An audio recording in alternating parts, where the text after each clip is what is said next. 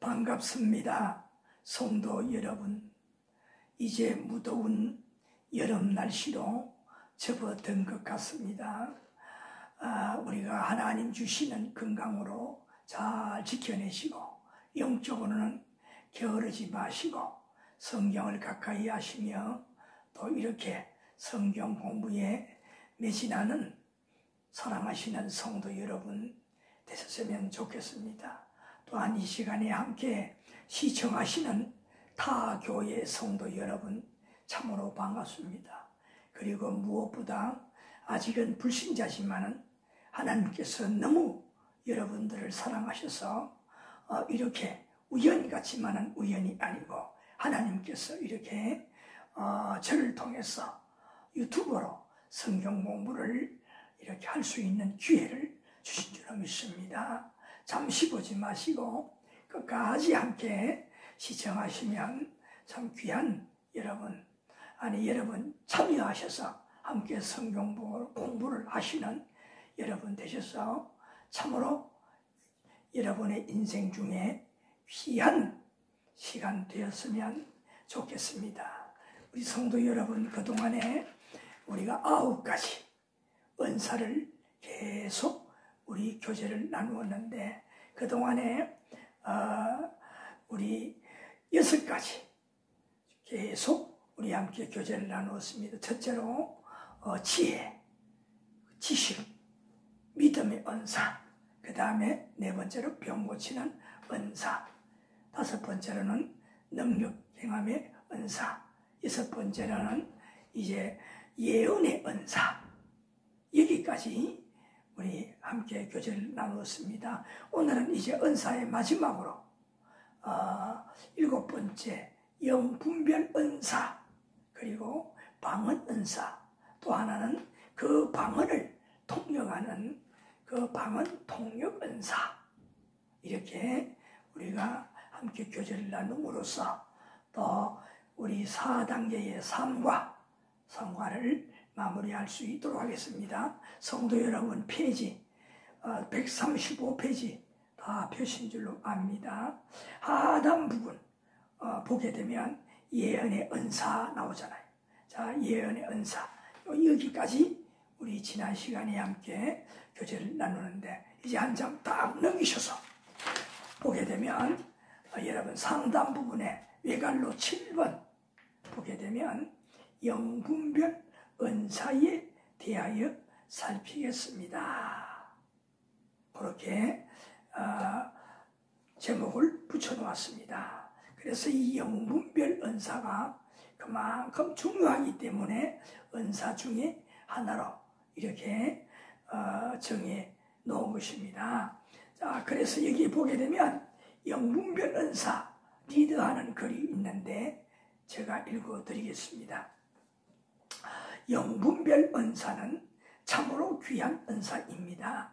신앙의 행위가 하나님께 나온 것인지 악령에게서 나온 것인지 분별하는 은사이지만 참으로 조심스럽게 해야 합니다. 그래서 이 영분별하는 은사는 정말 하나님으로부터 이렇게 함께 하시는 은사, 아니면 또 악령, 사단 마귀로부터 나오는 그런 은사인가 하는 그 분별을 잘 해야 됩니다. 다시 말하면 삶 속에서 여러 가지 행해지는 일들, 생각, 이런 행위, 은행들이 모두가 다 하나님으로부터 출발한 하나님의, 즉 성령 하나님의 감동이냐, 아니면 사단 마귀 그들의 소행이냐, 우리를 유혹하는 것이냐, 잘못된 생각을 넣어주는 것이냐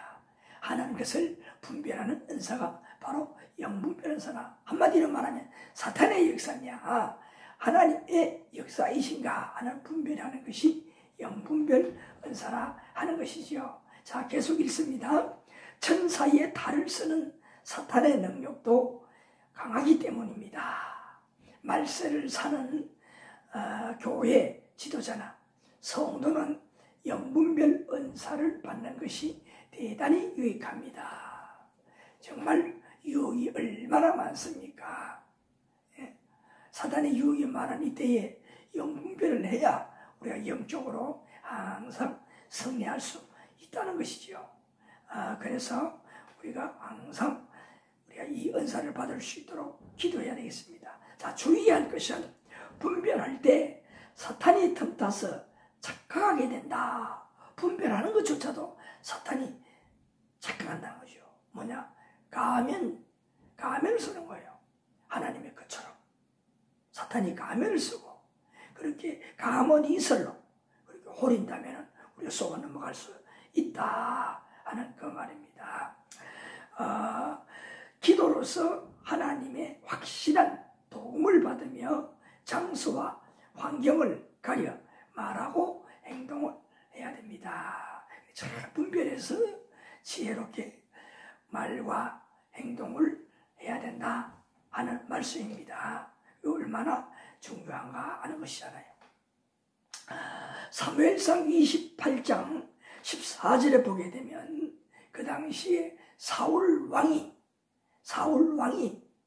이제 자기가 하나님 앞에 말씀대로 왕의 자리를 지키고 백성들을 돌아보지 아니해서 하나님께서 그를 유기하고 하나님께서 버리고 그 사울 왕과 함께하지 아니하는 것은 모르고 늘 전쟁이나 모든 백성을 돌아보는 일에 있어서 그가 부족함을 많이 느끼고 두렵기까지 하고 그러니까 블레셋 나라에 패하기도 하고 그래서 어느 날은 그동안에는 그렇게 박수무당들을 내치고 잡아서 옥에 가두고 죽이고 하던 그런 자가 이번에는 한 유명하다는 그런 박수를 무당을 신하들을 통해서 아름아름해서 불러서 그것도 이제 왕의 신분이지만 왕의 신분을 속이고 평민처럼 가장을 하여 복장을 하고 그 무당을 찾아가서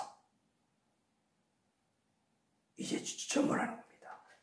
옛 선지자 누구겠습니까? 사무엘 선지자 때 가장 나라가 강성하고 잘 되지 않았습니까? 그러니까 사무엘이 얼마나 그립겠습니까? 사무엘은 죽어 없는데 그 무당을 찾아가서 말하기를 사무엘을 불러 올려달라고 부탁을 했습니다.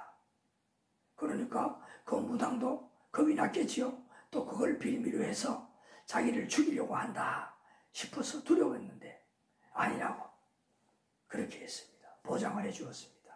그래서 무당이 뭐라고 하니까 정말 사무엘이 나타났습니다. 나타나서 사무엘이 사울에게 말을 합니다. 그 내용이 뭐겠습니까? 칭찬이겠습니까?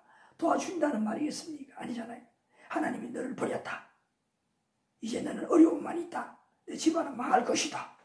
이런 것만 말을 했습니다. 정말 진짜 같잖아요. 무당이 분명히 불러 올렸습니다. 그런데도 분명한 사무엘이 살아있을 때에 그가 사울에게 말한 그대로 또 죽은 홀령으로서 나타난 그 사무엘이 같이 말한다 이 말입니다. 믿을 수밖에 없잖아요. 여기에 대해서 주경학자는 두 가지 말을 하고 있습니다. 지금 제가 말씀을 드리는 것처럼 우리가 쏟기 쉬운데 정말 그 무당이지만은 그 무당을 통해서 진짜 사무엘이 나타난 것이다. 그렇게 해석하는 것도 있어요. 왜? 그것은 마지막 기회로 사울에게 기회를 주기 위해서 회심하고 돌아서고 하나님 말씀으로 돌아서서 나를 돌아볼 수 있는 기회를 주기 위해서 나타난 것이다. 그렇게 말하는 학자들도 있습니다. 그러나 많은 학자들은 아니다. 어디까지나 어찌 사무엘이 하나님의 선지자가 무당을 통해서 나타날 수 있는가? 그것부터 잘못되었고 그리고 바로 가장에서 진짜인 것처럼 그렇게 말을 한 것이다. 완전히 모든 것이 다 속는 것이다. 그 말이죠. 그러니까 뭡니까? 사울은 지금 말하니까 그 사무엘 선지자로 홀령인 줄 착각했습니다. 영문별을 할 줄 모르니까 그렇게 되었다는 것이잖아요. 아무리 옳은 말을 해도 사탄도 그렇게 말할 수 있다는 거지요. 가문 이설로 호리기 위해서. 그래서 어디까지나 그 박수 무당을 통해서 그렇게 사무엘이 나타났다면 그것은 아니다. 부정. 저도 후자. 절대 그 사무엘 가정에서 나타난 그 이단이 아니라 사탄의 말이다. 그 말이. 아시겠습니까? 절대로 있을 수가 없는 일이죠. 그렇게 가정에서 말하는 것이다. 하는 것입니다. 그래서 모두가 다 뭐냐? 다 사탄의 호림수라 하는 말씀이에요. 자, 우리 그래서 성경을 한번 찾아보겠습니다. 히브리서 5장 14절. 히브리서 5장 14절. 자, 우리 페이지로는 356페이지. 히브리서 5장 14절. 356페이지나 357페이지. 예. 자, 여기 보게 되면 히브리서 5장 14절. 여기에 보니까 히브리 기자가 히브리인들에게 말한 말씀인데, 단단한 음식은 장성한 자의 것이니 그들은 지각을 사용함으로 연단을 받아 선악을 분별하는 자들이니라. 그래서 뭐냐? 하나님 앞에 말씀으로 잘 연단을 받은 하나님의 사람들은 아무리 사탄이 그렇게 말할지라도 사탄이 말하는 것이다. 즉 아무리 옳은 말 이렇게 사울에게 나타난 그 마귀의 혼령이 그렇게 말할지라도 뭐냐? 마귀가 그렇게 말한다는 것을 분별한다는 말이잖아요. 그래서 뭐냐? 이게 말씀에 있는 대로 선악을 분별한다. 선인 것처럼 악을 갖다 주고 살리는 것처럼 망하게 하는 것, 이런 것들을 잘 분별할 수 있다는 겁니다. 이것이 뭐냐? 영분별 은사라는 겁니다. 진정한 말씀으로부터의 은사, 영분별 은사라는 거잖아요. 그러니까 뭡니까? 하나님의 방법은 모든 것이 시작부터 끝까지 중간이고 무엇이든지 다 과정도 하나님의 방법이라는 겁니다. 그것을 말하는 거예요. 그 다음에 사도행전 8장 20절. 사도행전 8장 20절. 자, 찾으셨습니까? 제가 읽습니다. 20절에 보게 되면 베드로가 이르되 네가 하나님의 선물을 돈 주고 살 줄로 생각하였으니 네 영과 네가 함께 망할지어다. 말씀이 나옵니다. 여기 말씀은 예수님의 제자였던 사도들이 많은 능력, 성령을 받으니 많은 능력으로 성령을 통해서 많은 사람들이 변화를 받아, 악한 사람들이 변화를 받아 성령 세례를 받았어요. 그 성령의 능력이 강한 것을 보았어요. 누가?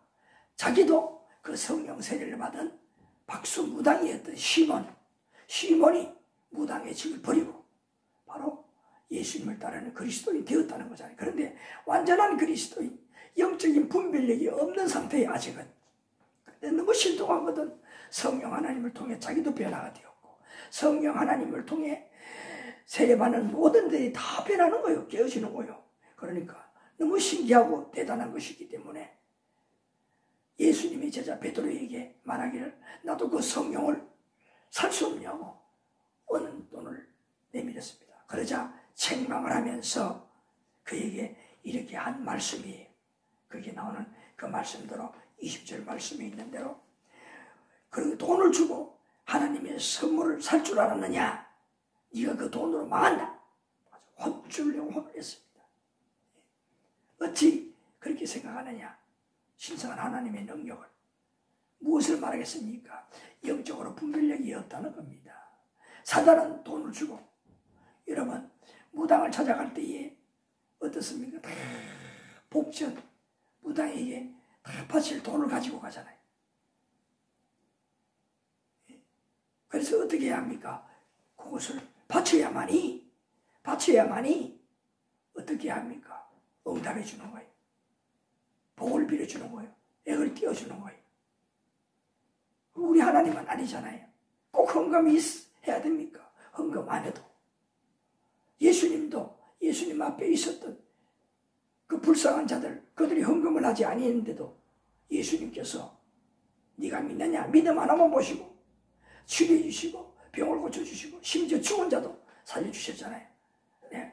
이 헌금을 바쳐라. 그러면 살려주겠다. 병을 고쳐주겠다. 하지 아니했잖아요. 아시겠습니까? 기억하시기를 바랍니다. 자, 그 다음에 이제 중요한 것은 방언의 은사. 방언의 은사가 있습니다. 이것은 방언의 은사, 고린도전서 14장에 많이 다루고 있습니다. 고린도전서 14장. 고린도전서 14장을 펴시면 좋겠습니다. 고린도전서 14장. 자, 펴셨습니까? 자, 여기에 보게 되면 방언의 은사를 많이 다루고 있는데, 여러분 중간에 보게 되면 외갈로 8번 방언 은사를 살피겠습니다. 되어 있잖아요. 자, 이게 이끄는 말 제가 읽습니다. 방언 은사는 헬라어로 글로슨이라고 하는데 언어, 혀 놀림을 말한다.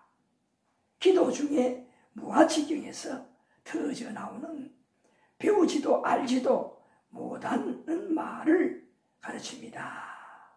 방언은 필히 통역의 은사를 받아 자기의 방언을 알아야 자기와 남에게 도움이 됩니다. 오직 주께만 영광이 되게 하며 지도 목사는 잘못된 방언은 바로 잡아 주어야 방언을 빌미로 교회에 침투하는 사단의 역사를 막을 수 있습니다. 방언은 오순절 성령 하나님의 임하신 증거로 방언으로 그렇게 보여주었는데 당시 방언은 외국어와 같은 방언으로 각 나라의 말이었습니다. 방언을 주신 근본 목적은 이방 나라에 전도하는 목적입니다. 대중기도 시간은 삼가하며 교만치 말아야 합니다. 자, 긴 거 여기 중요한 것을 말해. 방언의 은사도 참 중요한 은사입니다. 여기에 그 글로슨이라는 헬라어 말 뜻은 언어 혀놀림이라 그랬는데 말이라는 거야 한마디로 말해서 말. 그런데 한자로 방언이라는 것은 지방의 말이라는 거잖아요. 더 원대하게 말하면 다른 나라 말이라는 거예요. 여러 지방에 쓰는 그 말들을 내가 배우지도 아니했는데 어느 날 갑자기 내 입에서 술술 나오고 사용하게 된다는 말이에요. 얼마나 놀라겠습니까? 자기도 써보지 않았던 것을 한 번도 써보지 않았다. 자, 그래서 이 방언은 오순절 역사로 나타났잖아요. 하나님께서 12사도와 모여있던 많은 120문도들이 하나님 함께 하신 정보로서 방언을 하게 했잖아요. 자, 그러니 그때 주었던 것은 뭐냐? 그들이 방언을 받고 나서 이방에서도 많이 온 자들이 있었는데 자기 지방에 말을 쓰거든. 타국이거든. 타 지방이거든. 그런데 갑자기 예수님의 제자들이 모인 사람들이 그렇게 배우지도 아니한 단어를 막 수술하게 놀랐다는 거예요. 무엇이겠습니까? 바로 그 지방에 이제 가서 성령을 체험하고 복음을 바로 확실히 우리가 받고 깨달아서 자기 있는 이방인들에게 복음을 전하라고 그 이방인들이 사용하는 말을 잘 사용할 수 있도록 그렇게 은사로 주었다는 겁니다. 그래서 궁극적인 목적은 뭐냐? 방언은 바로 전도하기 위한 목적이라 하는 것을 말씀해 주고 있습니다. 자, 그 다음에 우리가 그 아래 첫 번째 방언 은사를 주신 목적, 지금도 말씀을 드렸지만 좀 더 구체적으로 우리가 알아야 할 필요성이 있습니다. 자, 여기 4절 고린도전서 14장 4절 말씀을 보게 되면 방언을 말하는 자는 자기의 덕을 세우고 예언하는 자는 교회의 덕을 세우나니. 진짜 하나님의 사람이 방언을 함으로써 어떻게 자기 자신에게 자기가 영적 생활에 이로 도움을 주는, 효과를 주는 그러한 방언이 되고, 그 다음에 또 예언의 은사 앞에서도 했지만은 그 예언한 자도 마찬가지 교회의 덕을 세우고, 다시 말하면 방언도 자기에게 그만큼 덕이 되면서 자기가 신앙생활에 덕이 되므로 교회에도 유익하고 하나님의 나라를 교회 안에서 의심 봉사하는데 크게 기여할 수 있다 하는 그런 말이에요. 중요한 것은 여기서 말한 자기에게 더 신앙생활하는데 악한 마귀의 권세를 물리치며 그렇게 자기를 세울 수 있는데 큰 힘이 되는 것이다. 그래서 우리가 이 방언의 은사도 받을 수 있도록 노력해야 되는 거예요. 그래서 어떻게 될까요? 그렇게 방언을 받아서 하나님이 인도하는 대로, 성령이 인도하는 대로 어떻게 전도를 할 수 있는 겁니다. 자, 5절에 또 보십시다. 나는 너희가 다 방언 말하기를 원하나 특별히 예언하기를 원하노라. 만일 방언을 말하는 자가 통역하여 교회에 덕을 세우지 아니하면 예언하는 자만 못하리라. 자, 이 방언하는 자는 어떻게? 방언하는 자는 예언도 하고 또 통역도 해야 된다는 겁니다. 방언 하나만 가지고 부족하다는 거잖아요. 하나님 앞에서 간절히 기도하고 하나님께서 또한 방언을, 진짜 방언을 주실 때에, 하나님이 쓰시고자 방언을 주실 때에는 하나님께서 어떻게 하신다는 겁니까? 예언도 하게 하시고 그 다음에 통역도 하게 하신다는 거예요. 그래야 온전한 효과, 하나님의 온전한 뜻을 이방인들에게, 내 앞에 있는 자들에게 전하여 그들을 살려낼 수 있다. 그런 의미입니다. 그래서 여기에 가장 큰 것은 무엇겠습니까? 다른 자들에게 복음을 확실하게 나의 간정으로 성령의 인도하심을 받아 그 영혼에게 직접 말씀을 주기 위해서, 확신을 갖고 하기 위해서 그렇게 주는 능력인 겁니다. 내 앞에 있는 그 영혼을 살리기 위해서 나에게 이렇게 선물로 주신 것이다. 그 말. 자, 더 중요한 것 또 하나, 22절에 보십시다. 22절에 보게 되면 방언은 믿는 자들을 위하지 아니하고 믿지 아니하는 자들을 위하여 표적이나 예언은 믿지 아니하는 자들을 위하지 않고 믿는 자들을 위함이라. 여기 방언을 보니까 방언은 어떤 자들을 위해서 주셨다? 믿지 아니하는 자들을 위해서 주셨다는 겁니다. 그래서 방언의 궁극적인 목적은 뭐냐? 자기를 이롭게 하고 그 다음에 하나는 바로 이것, 믿지 않는 자들에게 어떻게 그들을 이로움을 주기 위해서, 한마디로 그 영혼을 살리기 위해서, 하나님을 알지 못하는 그 영혼을 살리도록 하기 위해서 방언을 준 것이다. 그러니 다시 돌아가면 초대교회의 오순절에 주었던 그 방언과 똑같은 의미를 가르쳐주고 있는 겁니다. 그래서 한마디로 말하면 그 의미가 무엇이겠습니까? 그 영적으로 깊이 방언도 하고 통역도 하고 예언도 하는, 영분별하는 이런 특별한 은사를 하나님께 주셨다면 어디에서 열심히 수고해야 되겠습니까? 저 죽음한 영혼 세상 속에서 이 은사들을 통틀어 집합적으로 활용을 해서 죽은 영혼들을, 하나님을 모르는 그 영혼들을 하나님 앞으로 인도하는데 그 능력의 활력소로 성령의 도움을 받아 사용을 해야 된다 하는 것을 가르쳐주는 겁니다. 그러니 얼마나 귀한 것입니까? 그래서 우리가 이런 은사들을 많이 하나님 앞에 강구해서 능력을 받을 때에 하나님의 나라 그 복음을 전하고 증거하는 일에 있어서 그 능력이 될 줄로 믿고 하나님 나라의 큰 열매를 맺는 여러분이 될 줄로 믿습니다. 자, 그 다음에 이 하나 더 5절 13절 5절, 자 5절에 보십시다. 5절, 자 5절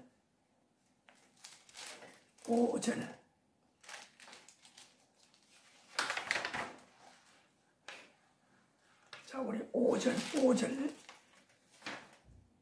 자 여기 다시 한 번 더, 여기 앞에서도 우리 다루었지만은 뭐냐, 5절에 그래서 방언을 만약에 혹이 이 말입니다. 아까 설명 뭐라 했습니까? 방언을 받는 자는 예언도 통역도 다 받을 수 있다.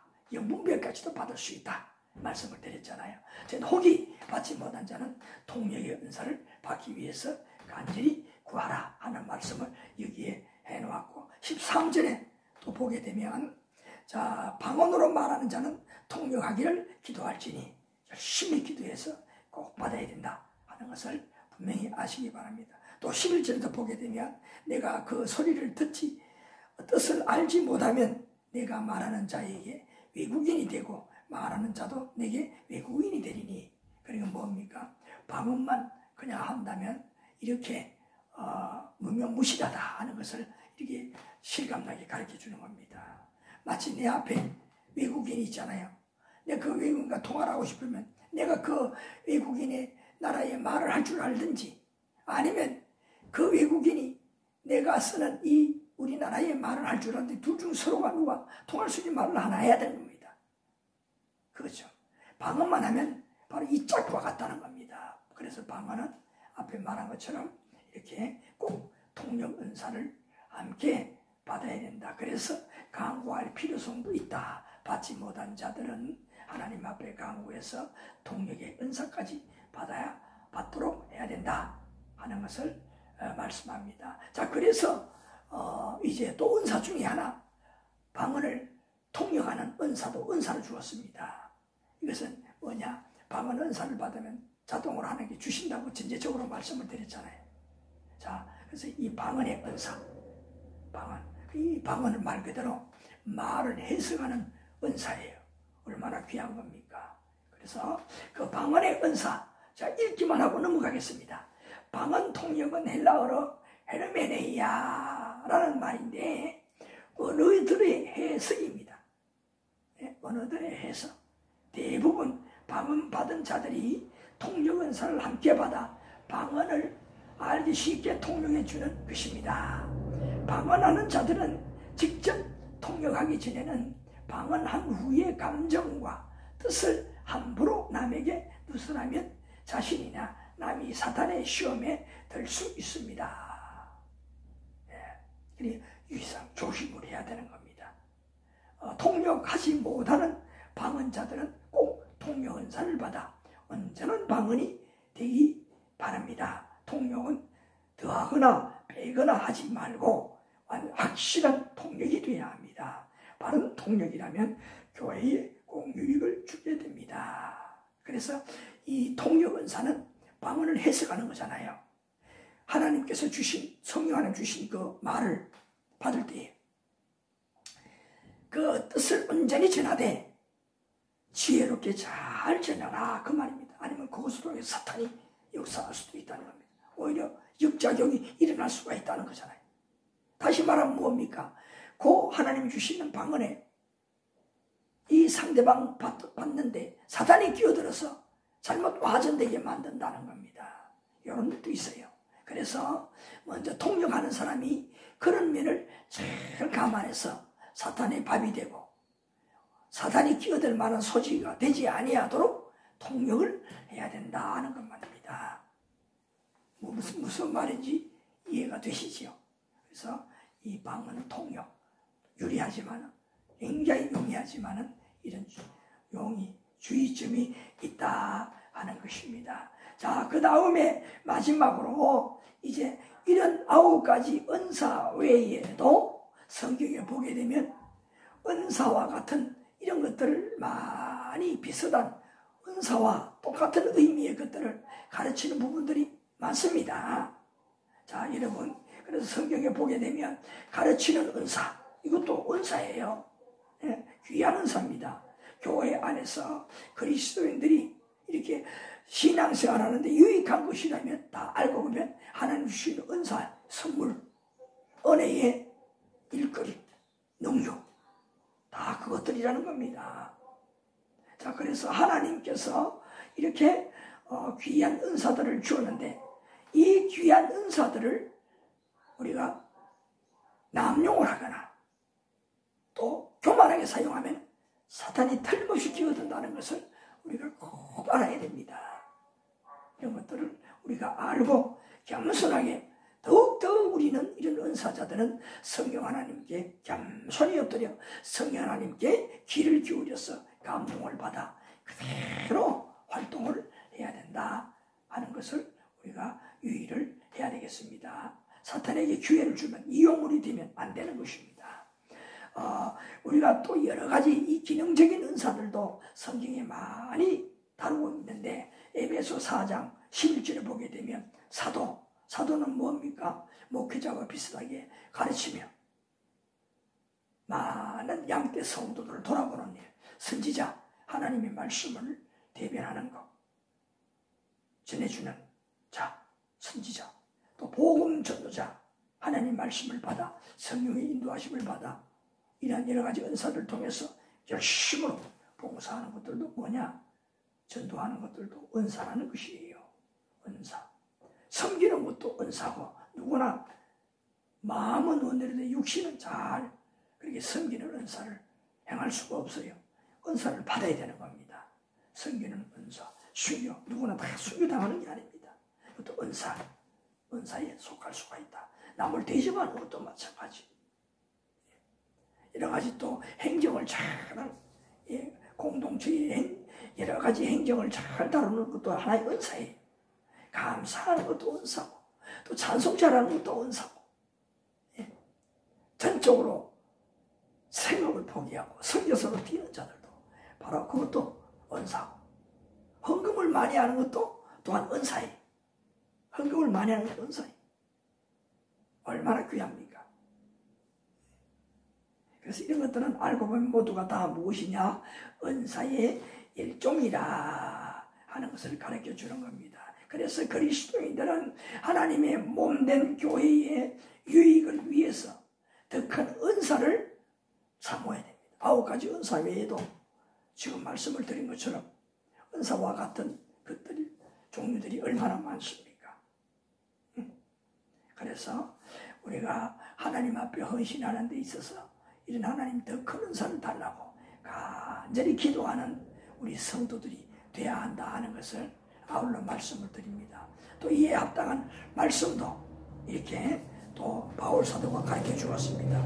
고린도전서 12장 31절. 자, 여기 뭐라고 했습니까? 함께 읽어보실까요? 너희는 더욱 큰 은사를 사모하라.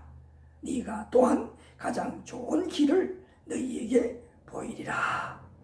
여기 보니까 이런 9가지 은사 외에도 아까 지금 말씀을 드린 대로 여러 가지 은사와 같은 유의 은사들이 많다.